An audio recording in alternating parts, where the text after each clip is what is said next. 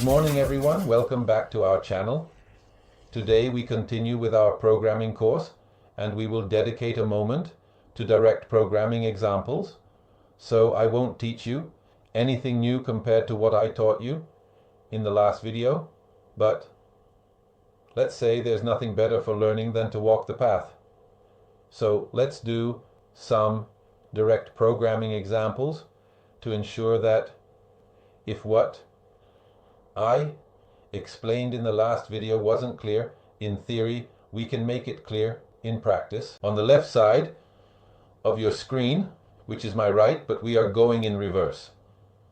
I apologize, but I see the camera reversed compared to you. You will find examples that I have conveniently written on the board. And now, regardless of the spindle rotation, the preparatory functions, and the turret rotation, we will, as we did in the last video, go through point by point.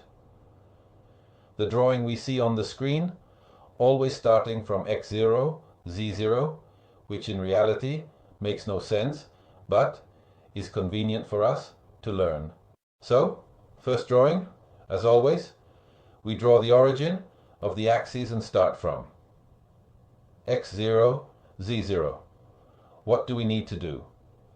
We need to go up. Do we have a diameter? Well, yes, we have it because we have a diameter of 33 and a chamfer at 10 degrees that starts 2 mm below the 33 degrees. So will we stop at 31 degrees? No. I already explained it to you. The measurements we see as radial, not diametrical, need to be doubled. So we will stop at x29.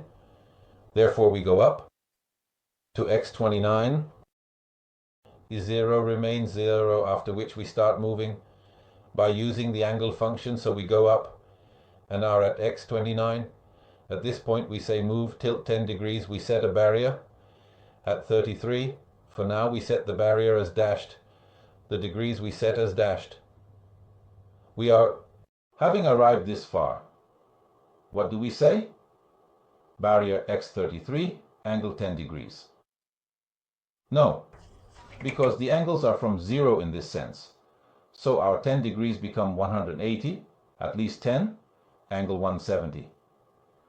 Therefore, our machine will start moving to x33, inclined at 170 degrees. Perfect, that works for me. Now what do I need to do? I need to move to Z16 while staying at x33. So Z16 is here. We fix the point and tell it. D16. At Z16, what do I need to do? I have a perfectly tangent arc to both the incoming and outgoing air of 6. Okay, at this point, what coordinates do I have? From that point here, I have, let's see, 30 degree, 60 degree, but I have neither X nor Z. What do we do? Let's do this. So, we are here. We know that from this point we need to move upwards at 60 degree, 180 degree minus 60 degree, so angle 120, 30, 60, so angle. The machine draws its line, and here it draws its arc, so it can already reach up to here. But at this point, its 120 degrees are infinite for it.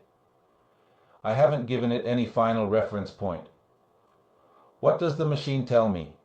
However, the machine tells me, the drawing, that I will have to reach here at some point, which is x90, z minus 50. x90. So minus 50. Let's fix it here at this point. The machine is at the point. The two lines are not coincident. And what do we need to tell it? We need to tell it that we have an angle of 30 degrees, so 180 minus 30 is 150. The machine in its electronic brain reasons backward, so it draws an inclined line of 30 degrees. You see that now the machine in its head has all the perfect building elements.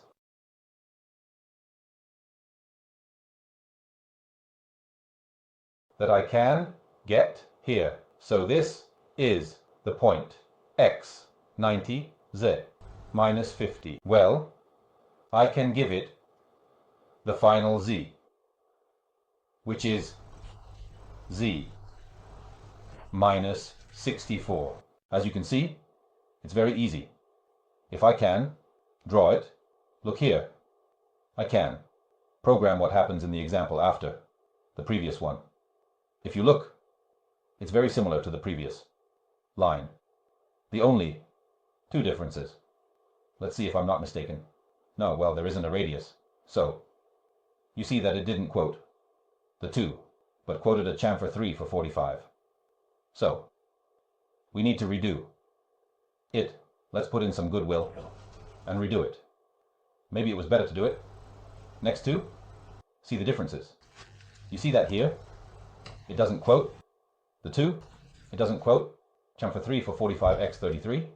So, from here, I go to x33 and I tell it chamfer. So C3.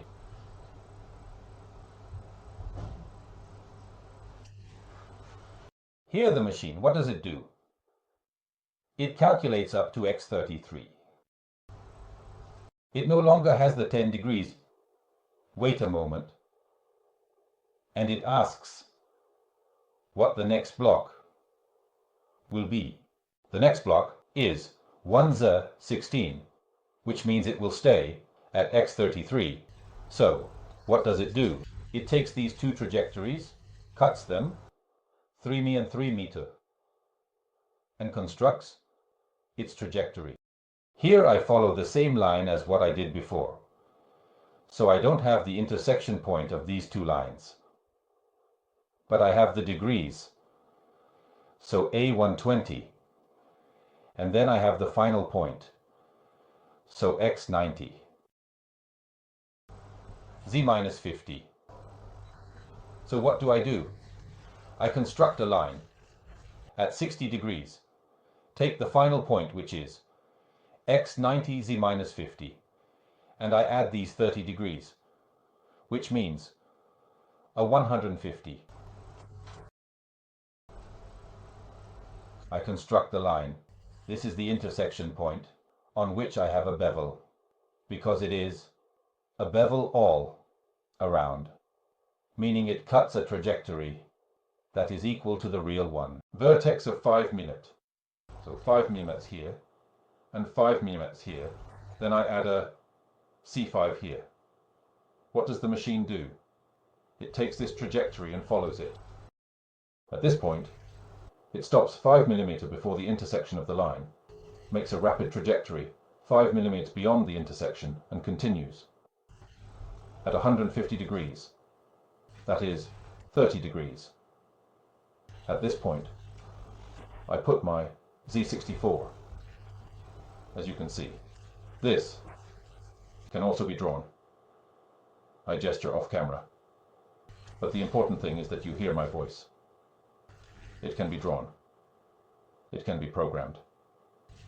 It's very simple and beautiful. What comes next? If you have a good eye, you can see that my little programs are already filled in here. But I'm not reading them. So if I'm making mistakes, you can catch me. Here's an example of a mistake I'm making. But it's not a mistake that some CNCs require a comma before C and also before R. I had mentioned this to you in the direct programming. But what you need to understand is the method. Very well. X0, Z0 is always him. X. 76, we are here, and C3. This should now be very familiar to you. So I'm here, I go up and make a chamfer. And then from here, the fun begins. We already tackled a similar little program last time. 15 degrees down, which means 195 at 195. A fillet of 13 meter, so R13. At this point, what does the machine know? It knows that I have to descend at 15 degrees and sooner or later start a radius of 13 millimeters. At this point, the machine says, okay, where do I stop? You stop at x90z minus 50, so here. x90z minus 50. How do you get there? You get there at 30 degrees, so 180 minus 30 is 150. I'm here. Machine goes back. Take its nice 30 degrees.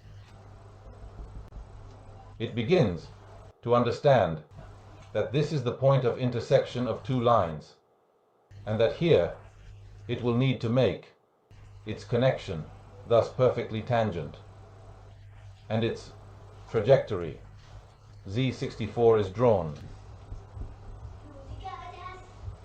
Let's see what we have next. There are other interesting examples that we can explore together, diving deeper into each one to understand their unique aspects and applications. I would say that we have almost covered all the examples I have prepared for you after this point.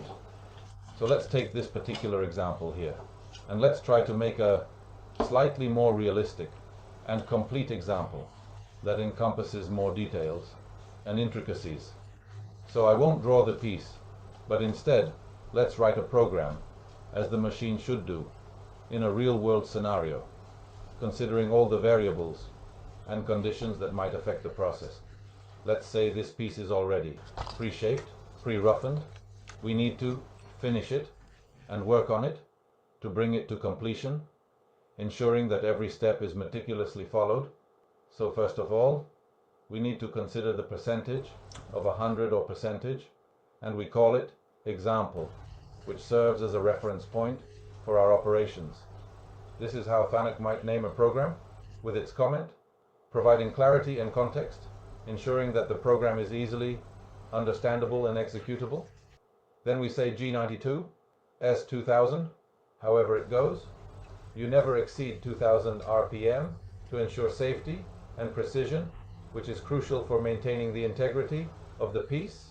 It's a light piece, and we will work it in M42, which is a specific mode designed for such operations, ensuring optimal performance and results. We want to be safe, so we wait a second, then proceed with M42, and we call turret TO10, which is a crucial step in the process, ensuring that the machine operates smoothly and efficiently.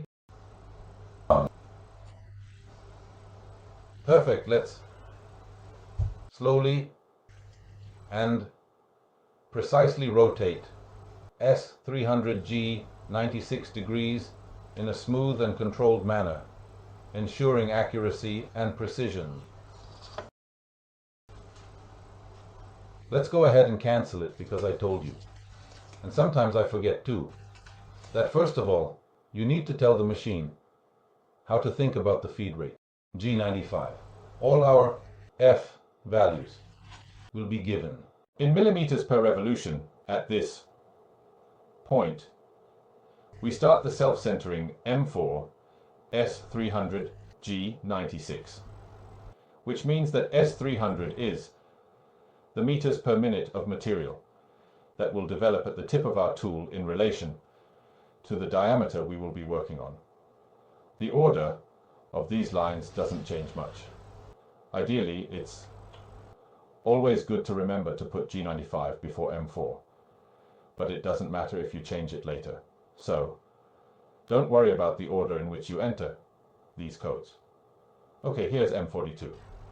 The range must be entered with the spindle stopped, so M42 should always be placed before M4, otherwise the spindle stops, changes the range, and restarts.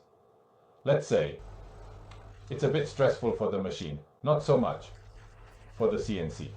Okay, the first operation to do is to face this piece. So the approach to the machine can be something like G00 Rapid X35 0.5 Z0. What happens if my piece, this is X35, this is my 0. If my piece protrudes, I don't know how much it protrudes, 5 millimeters, and my colleague left the machine here. We do this, and obviously we collide. So a correct approach could be something like X200.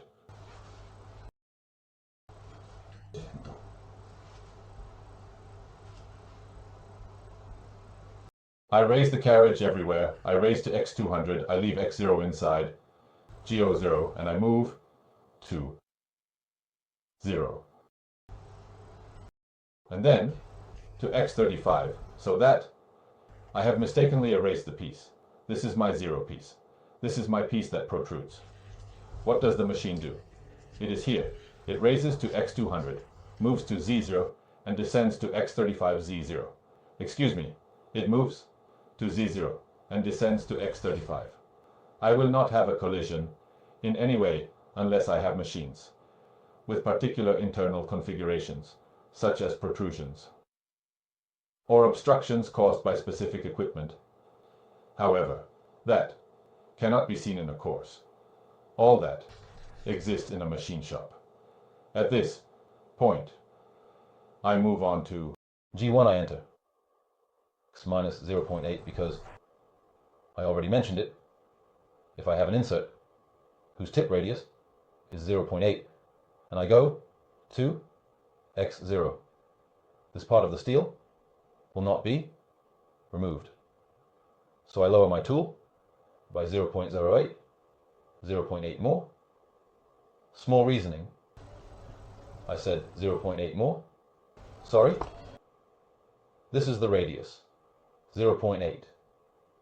You see? Sometimes I get confused too.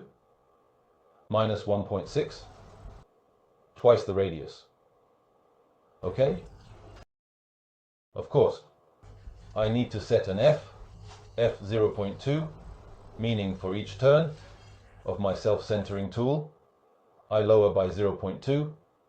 If you don't have the tool perfectly aligned, it's better to go down to F02 until X5, and then slow down to F01. Then I add a magical M8. I'm writing too wide, I think. We won't reach the end of the board. M8 enables the coolant. M9. I'll tell you right away, because I might forget. Turns it off. And this is more or less true for all CNCs. At this point, I reach the end of my roughing, G00, Z2, X35. I bring myself here in front of my piece, ready to start.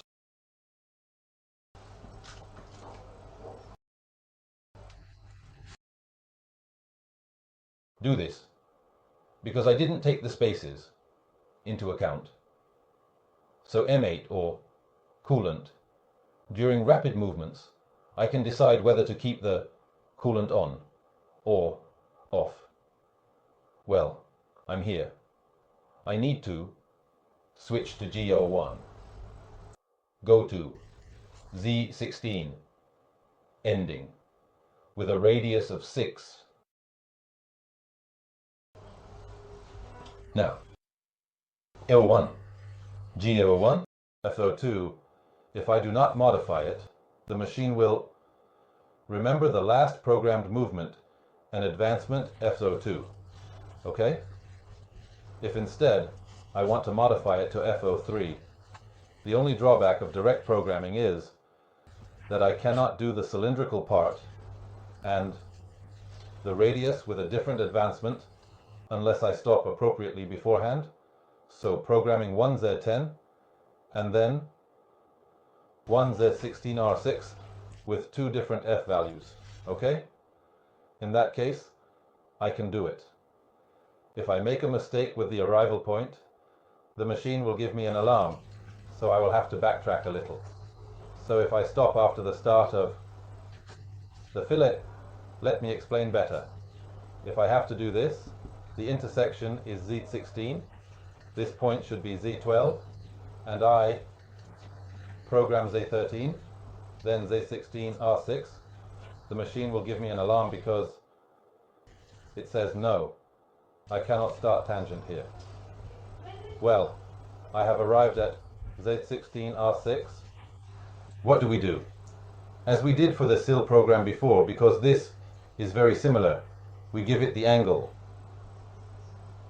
Angle 180/60 equals 120 with a final in R12. I no longer need to repeat EO1. There is no necessity. A and R are not like GO2 and GO3. It is a GO1 for the machine that simply transforms into direct programming. Now what I need to do is no more and no less than before. Give it the final point, which is X90Z, 50, angle 150, R, not R, pardon, C5, because this time we finish with a bevel. Okay, at this point you can see it well in the drawing. Here we have the perfect R12 Z64.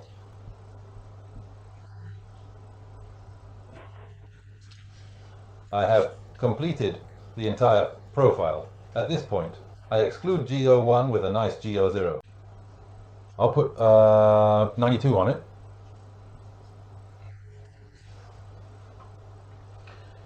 At this point, I have finished the machining. I put in an M9, so I exclude the M8 and stop the coolant. GO0 X200 Z300. I move away. M5, I hadn't explained it to you yet. Stops the M4, so it stops the self-centering. M30 tells the machine I have finished. From the next start, you restart here.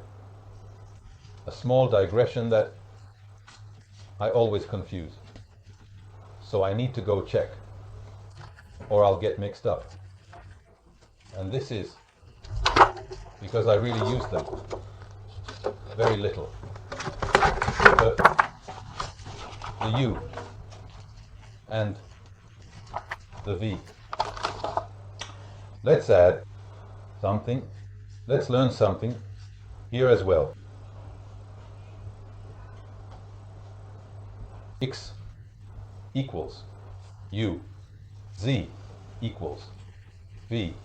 Our machine can move in two ways: absolute and incremental. Absolute, this is my reference axis. I give my X and my Z relative to my point 0, 0. So Z minus 10, X 10. It will be here. If I now want to go to X12, I have two ways to do it. Right, X12 or U2. U2 is an incremental, meaning that relative to the point where I am, the machine moves by only 2 millimeters.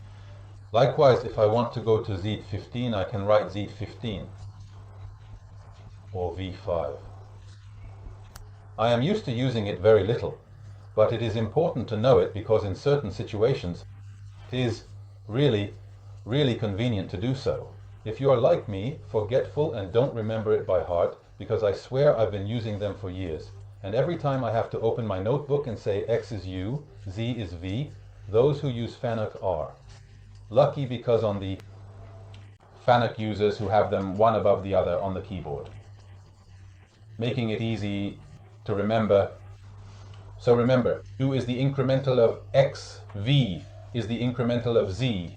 Always check in the machine's free mode if U is expressed in a radial or diametral way, because for example on the Philips 432 coupled with Imao, I give this example because many have been sold and we still find them around. U is radial, okay? Well, with these small examples and with the incremental, I would conclude the video. I would leave you to some study, and I look forward to the next video. I thank you once again.